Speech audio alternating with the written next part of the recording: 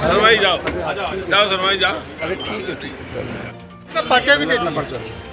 मुकेश कुमार अग्रवाल, अध्यक्ष आगरा लोहा व्यापारी एसोसिएशन।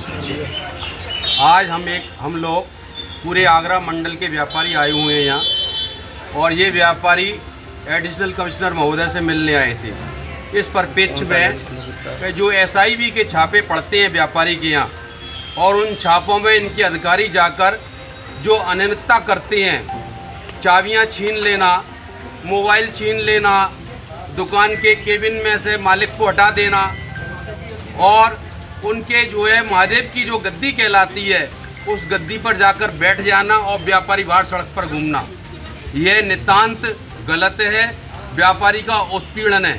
व्यापारी के घर में ऊपर बिना अनुमति के चढ़ जाना, जहाँ महिलाएं हैं, एक बहुत ही अशोभनीय कार्य है। हमने यहाँ एडिशनल कमिश्नर महोदय को आके अपना विरोध प्रकट किया है और कहा है कि कोई भी लोहा व्यापारी किसी भी प्रकार का SIV सर्वे नहीं कराएगा। यदि आपको किसी व्यापारी की कोई जानकारी चाहिए या आपको ऐसा लगता है कोई व्यापारी से हमें जानकारी पूछनी है, तो आप आगरा लोहा व्यापारी एसोसिएशन को सूचित करेंगे, वह उन व्यापारी को आपके सम्मुख प्रस्तुत करेगी। कमिश्नर की तरफ से क्या आश्वासन मिला आपको? कमिश्नर साहब ने ये कहा है कि मैं आप सभी लोहा व्यापारियों को आश्वासन देता हूँ कि किसी का भी SIV सर्वे नहीं होगा। यदि कोई ऐसी आवश्यकता पड़ती भी है सर्वे की, तो व्यापार मंडल को सूचना दी जाएगी, फिर जो है कोई भी कार्रवाई होगी। व्यापारी आपके पास आए अपनी समस्याओं को लेकर, क्या आश्वासन दिया गया? लोहा व्यापार मंडल एसोसिएशन और उनकी समस्याएं और मांगे खास करके छापे के विरोध में थी और छापे के उत्पीड़न के विरोध में थी। उनके सारे ज्ञापन का मेरे द्वारा अध्ययन किया गया और उसका बिंदुवार मेरे द्वारा ये सुझाव और परामर्श और उनको आश्वासन दिया गया कि छापे सर्च वारंट और वीडियोग्राफी के साथ जो एक मैनुअल में बना हुआ है उसको उपयोग करते हुए अधिकारी जाएंगे, छापे से आपको अवगत कराएंगे।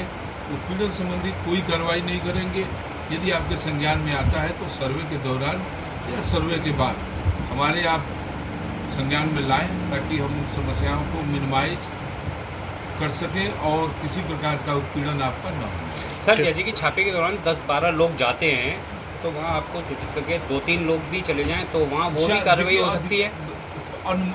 रेकी उसकी की जाती है, लेकिन बहुत बार ये होता है कि देखिए महिला अधिकारी तो इसलिए जाती हैं कि उस प्रीमाइसेज में महिला हो, तो उनकी महिला अधिकारी के साथ एक महिला अधिकारी को पा करके परिषद में भी आदमी अपने को ज़्यादा एक महिला उचित, और ये भी कहा भी गया कि जी परिषद में आप जाएं जिसमें महिला कर्मचारी हो, या हो सकता है कि वो जांच का परिषद घर ही हो, तो महिलाओं की उपस्थिति के लिए, महिला कर्मी के लिए महिला अधिकारी का होना जरूरी है। सर, जैसे कि देखा गया है कि GST अधिकारी जब चाहें जब चले जाते हैं व्यापारी के यहाँ, जब नहीं जाते उसके लिए कोई बहुत लंबे नहीं, उसके लिए लंबे समय से काम चलता रहता है।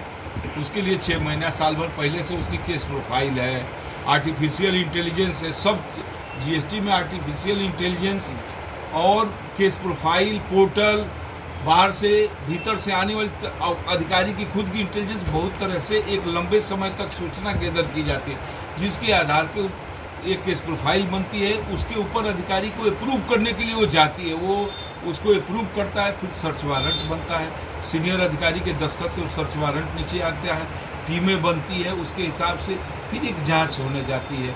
रातों रात जांच किसी की नहीं होती। अपरिहार्य परिस्थिति में जैसे STF मुख्यालय शासन से कोई जांच होती है, उसी स्थिति में जाती है, होती है तुरंत। ठीक सर।